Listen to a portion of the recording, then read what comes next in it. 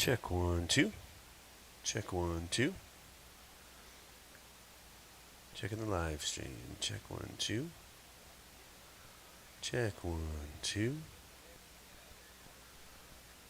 Check 1, 2.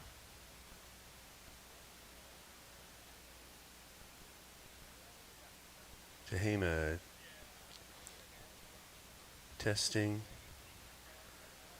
To Chico. Check 1, 2. Check 1, 2.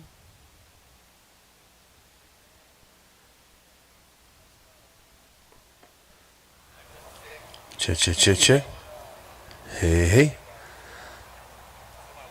I just sent more signal to him. Check, check, check.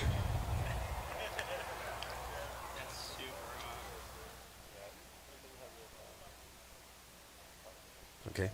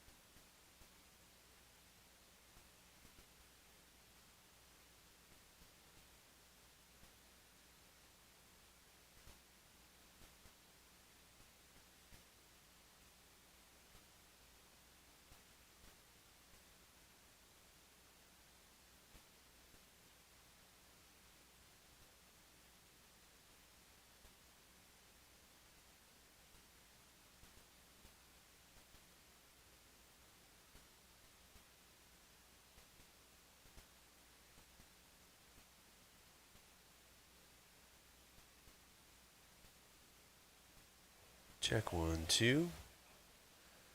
Check 1, 2. Check, check. Hey, hey. Check 1, 2. We'll test on the audio here. Check 1, 2. Check, check, check. Check, check, check. Hey, hey. Hey, hey.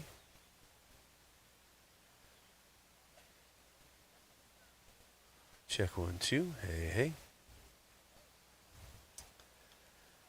Check, check, check, check. Hey, hey. Got it?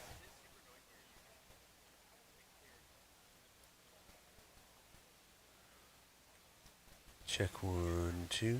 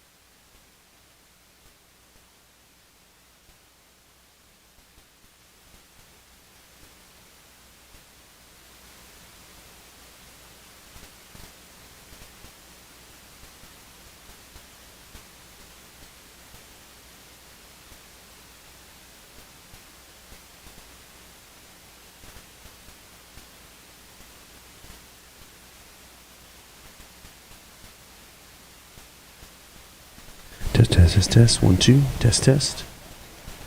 Test, test, test, test. 1, 2. Test, test, test.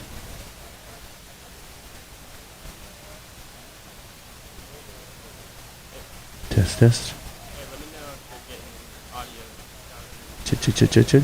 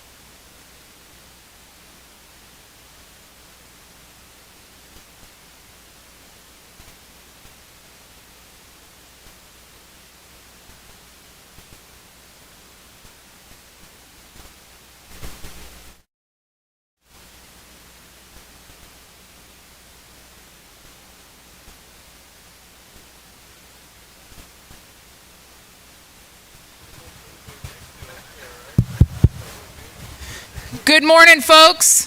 3-minute warning for the operational briefing. 3-minute warning. For those of you in the back, please start making your way further into the briefing area. For all line overhead, please come and sit in your assigned seating near the front of the stage. Thank you.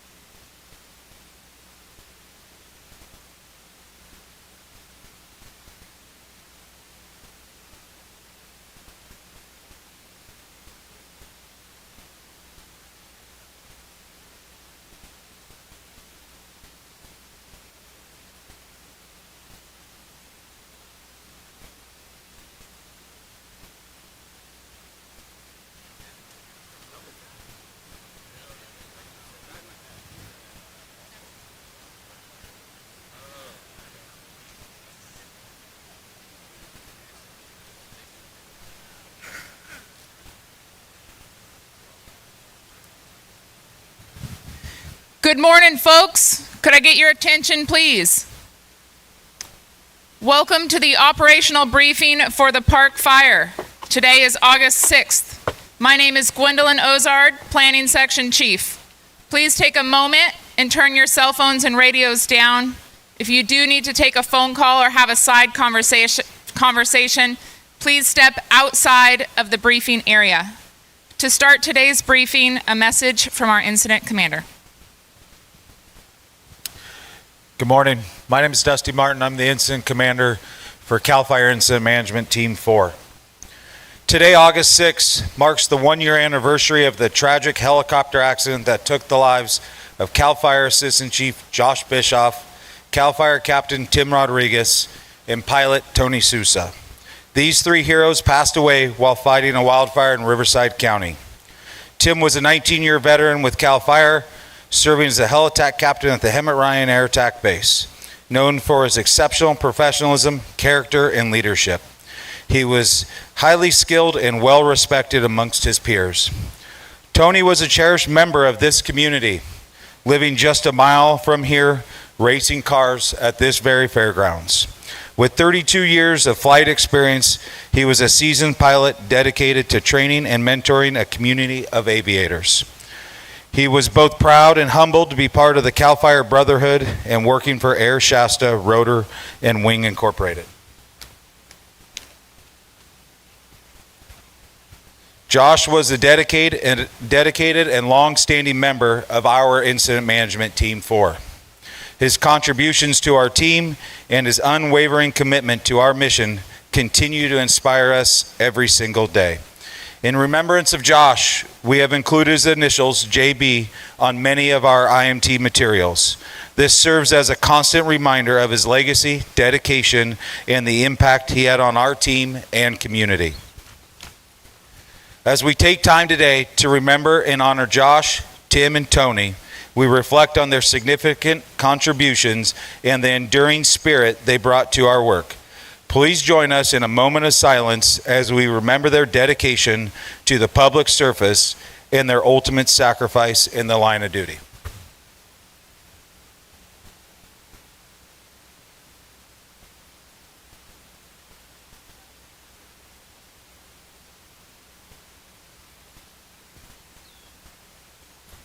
Thank you.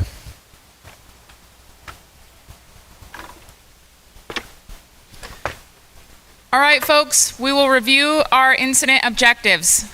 Our management objectives remain unchanged. Our control objectives remain unchanged. Next up, current situation. Good morning, Eric Schwab, Night Operations for the Park Fire.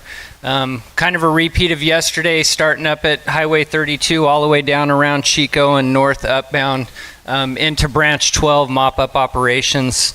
Continued pulling hose, fire suppression repair. That whole huge chunk of the fire is looking great, and that work continued in there yesterday. Active areas and the priorities yesterday, the fire did get up and make a run to the tune of probably somewhere around 13,000 acres, I'm guessing, up the Mill Creek drainage and spilled out on both sides in Branch 15 and 18.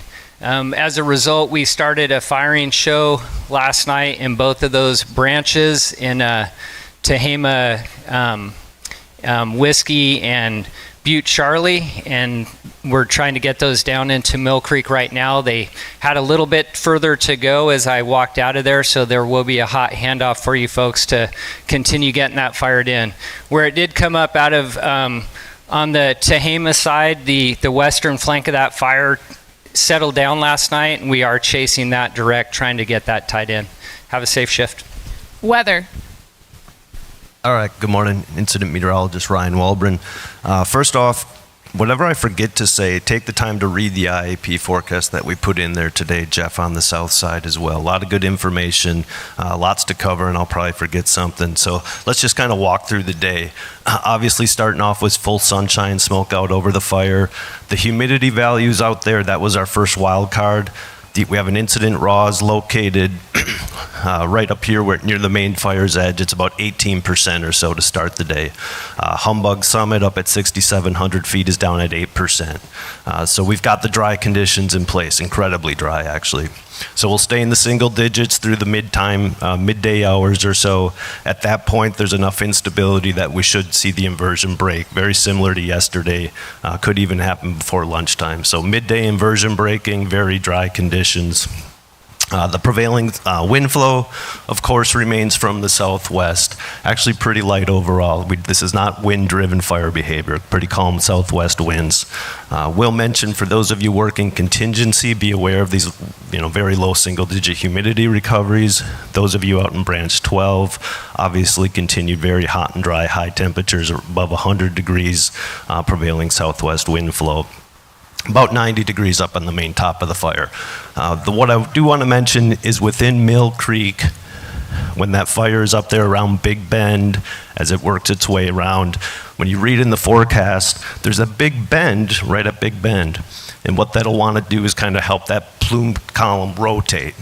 So watch out situation number 20 is if you find yourself wanting to take a picture of a rotating column, leave the area. If you hear air attack talking about a rotating column, leave the area. I'll leave it with that. As things calm down this evening, we will get prevailing light down canyons that will be favorable for any of the night operations. Thank you. Fire behavior. Good morning, Ross Dollarhide, Fire Behavior Analyst, Park Fire. So I just want to take a moment and preface my message with reiterating one thing that the IMET said. We're already dealing with teen and single-digit RH recoveries. So essentially, we're working with a 24-hour burn period. We're starting the day much drier than we did yesterday, so expect an uptick in activity in the early morning when you're hitting the line first thing. So I'll begin briefly with those working indirect today, whether that's contingency or suppression repair. We're meeting or exceeding the thresholds for when you maybe need to consider stopping work. Those values are included in the fire behavior forecast, so please reference those. So moving to the north part of the fire, up there in branch 12, that's a little bit more wind prone. Whereas the fire isn't wind driven on the east side, it would have the potential to be up on that north end. We're seeing gusts in the afternoon, so be mindful of any remaining heat, especially in that finger up there on the north side of Inskip. If we were to get a spot outside of that, out into the light flashy fuel that is adjacent to that area, it will require a significant augmentation of resources. The rate of spreads will be quite high.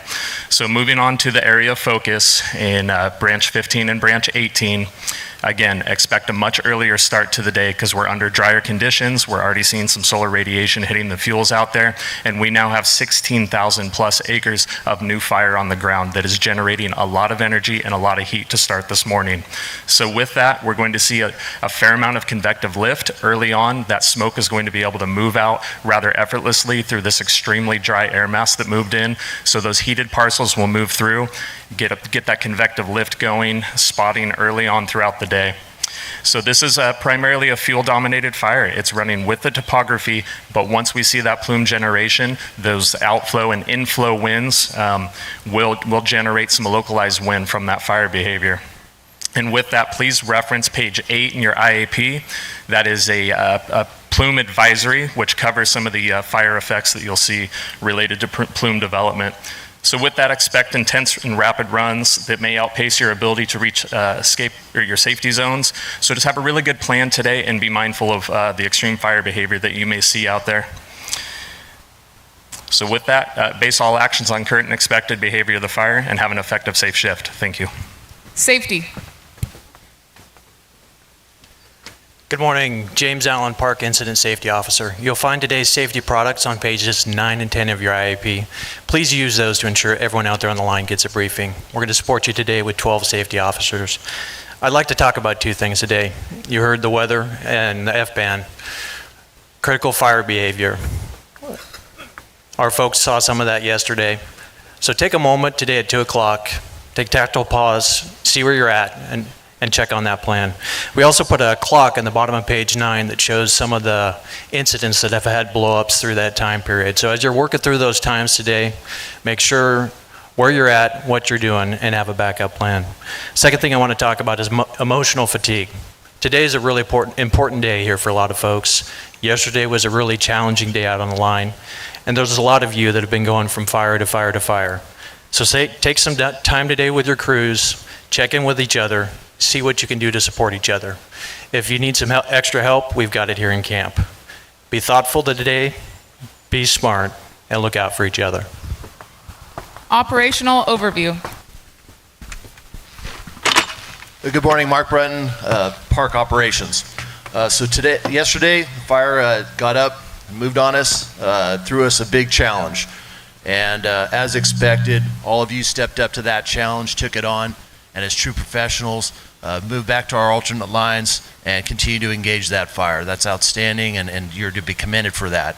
We're going to be continue with that challenge. Our priorities, again, are going to be, again, in that branch 15, branch 18 area.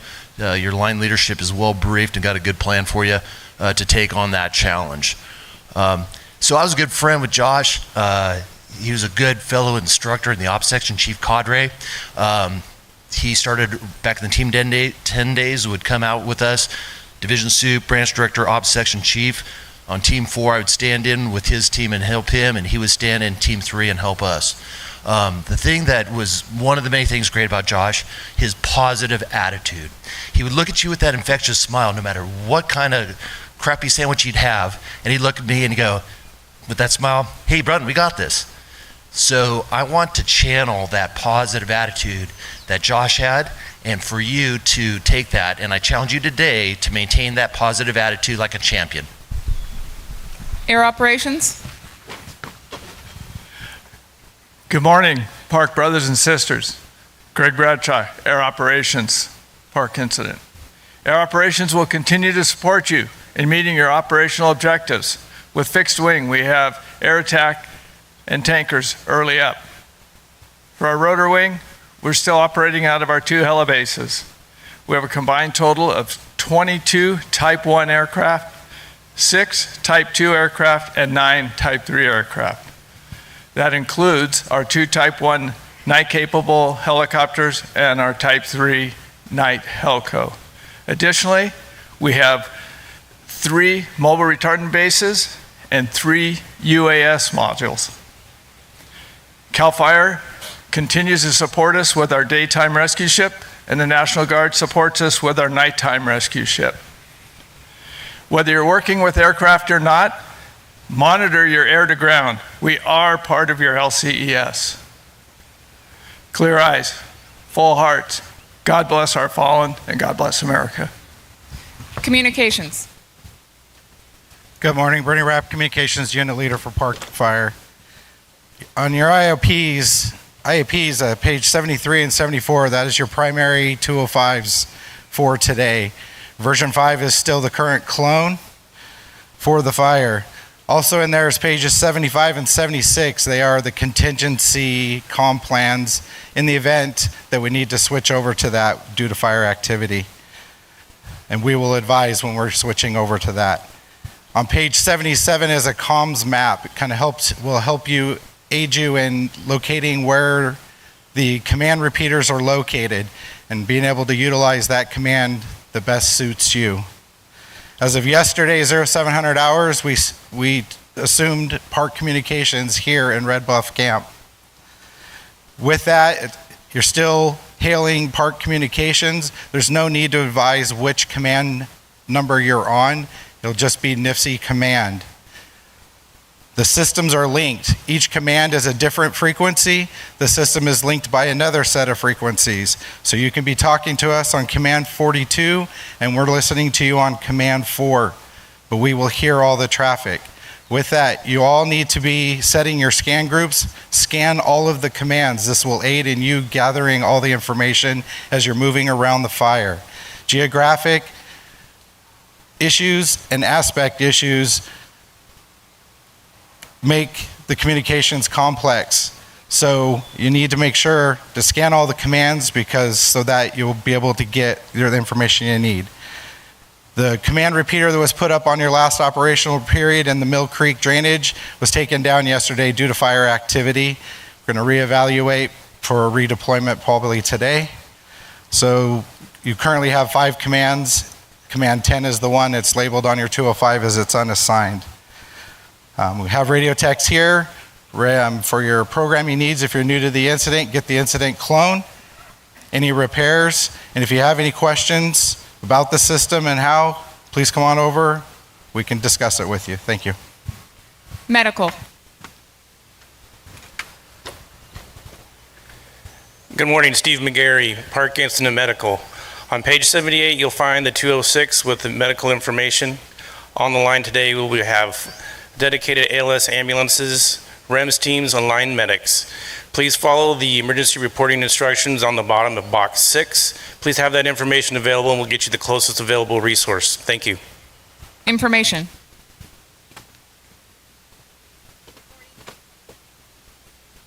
Good morning, Jazz Shaw, Park Fire Information. Please turn to page 79 of your IAP. In the middle of the page, you will see the CAL FIRE and Federal Fire social media policy. Please be familiar with that. Below that, there's a QR code that goes to where you can upload photographs and videos. We want to thank you for what we have received thus far. We greatly appreciate it. Moving down to the bottom of the page, you will see the Tehama Base Camp and the Butte Base Camp mailing address if you wish to receive mail. Up to the top of the page, we are at 414,042 acres. That's 414,042 acres with 34% containment. We have a total personnel of 6,588. Again, 6,588 personnel. Thank you. Finance. Good morning, Shane Beck, Finance here on the Park Fire. Currently, finance is set up at both camps with OES representatives, cost apportionment, and federal time. EMAC resources, please ensure to check in with OES and ensure accountability. Line supervisors, please reference the example in the IAP for shift tickets and also tie it in with your cost apportionment at the end of your shift. Again, the rest of the finance message is on page 86 of your IAP. Have a safe shift. Tehama Zone specific roll call and division assignments. Julie Rhodes, Resource Unit. Good morning, Kent Cunningham, Tehama Operations. Starting with Branch 12, Batham. Here. Delta Echo, Schmidt. Here. Hotel Juliet, Tenney. Here. Lima November, Volmer. Here. And Steppig. Here. All right, Mike, Branch 12, a lot of great work done in there. We continue to do that good work. Yesterday was kind of the first day that brush field didn't really challenge us. So continue to push in up there at the north of Highway 36 there to make sure that it stays where it is. That is our anchor point for everything we're doing in that northeast corner. It is critical that we hold that. Branch 15 to Grafenried. Here. Lico. Tehama, Quebec, Harris. Here. Uniform Todd. Here. Murphy. Here. Whiskey, Westing. Here. And Krill. Here. Okay, Branch 15 came out of Mill Creek yesterday, made a run on us, but we're okay. We still have our alternate lines, we still have our contingency lines, we still have our emergency lines. Get your folks in there, get engaged, you know the plan, start looking for other opportunities. As this thing grows, our PACE plan needs to grow with it. Make sure that is in place, make sure your folks are in a good place, and we'll take advantage of what it gives us today. Contingency, Asadas. Here. Tehama Contingency, Hispanic. Here. Tehama Contingency Group 3, Pomats. Here. Mineral Group, McCurtis. Here. Crawford. Here. Okay, contingency. We have a lot of line leadership out there for a reason. As we get into that critical fire weather today, you need to make the right decision on when you need to shut it down. We've got enough fire going on. We don't need to start another one. So have those decision points in your mind as we move forward throughout the day today. Take that tactical pause when needed, get the RHs where we need them, the wind, all those things, and then start again. Tehama Suppression Repair, Schultz. Here. Morris. Here. Suppression Repair Group 1, Dion. Here. Group 2, Peterson. Here. Group 4, Lusinger. Road 7, Anguiano. Here. Shasta Suppression Repair Fields. Here. Group 5, Cowan. Here. And Brookins. Here. Okay, big fire, a lot of suppression repair to do. Continue to come up that west side, working your way into the north. As we work to contain the northeast corner there, we should be tracking just fine for you guys to get in there once we get that hooked.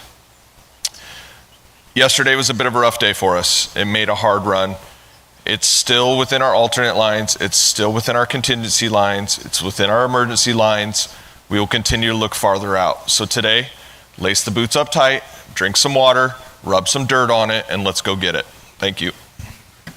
A few reminders for folks. At the conclusion of briefing, please go to your division breakouts. They are posted around the briefing area, starting with Tehama Delta Echo on your right and wrapping all the way around the back of the briefing area. Please refer to page 86 in your IAP for all the additional IAP messages. Our next cooperators meeting will be at 1000 hours in the Tehama room. Our next planning meeting will be at 1700 hours. And our next operational briefing will be tomorrow morning at 0700 hours, same time, same place.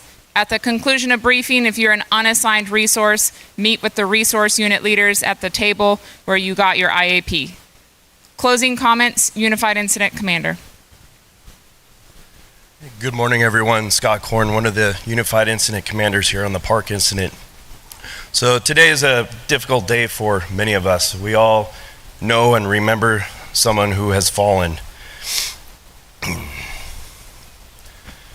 But the living continue to honor the fallen by living, especially a firefighter. You guys are cut from a different cloth. You're comprised of determination, grit, resilience, and that's how we will remember them today, by pushing forward. We will remember them by taking whatever task or situation we face and handling that. A firefighter has faced everything. They need not to be undefeated, but they must remain undaunted. Honor them today by pushing through just as they would have done. And that is how we will remember their legacy.